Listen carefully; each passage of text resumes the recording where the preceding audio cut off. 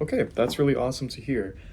What you probably heard the conductor doing with the ensemble was using phonetics to practice rhythms.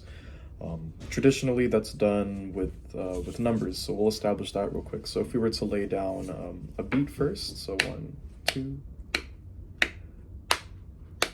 and I want to add quarter notes on top of that, quarter note rhythm. So I'd go 1, 2, 3, 4, 1, 2, 3, 4.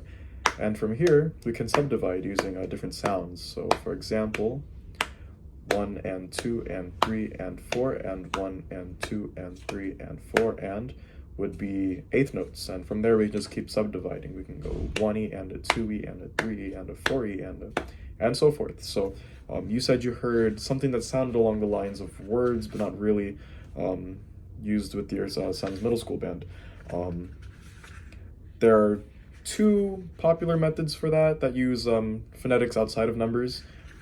One of them is called the Kodai method, Kodai method of teaching rhythm, where we use syllables.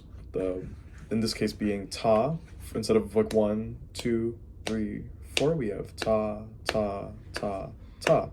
And we can subdivide from there using different consonants. So we can have ta, ti, ti, ta, ti, ti, ta, ti, ti, ta. And we can subdivide further with even more sounds. So we have ta, tiri, tiri, ta, tiri, tiri, ta, ti, ti, tiri, tiri, ta, for example. And one that's really word-based is it's called speech cue, popular in the Orff method. This is probably more like what the conductor is using from the sound of it, as you've described.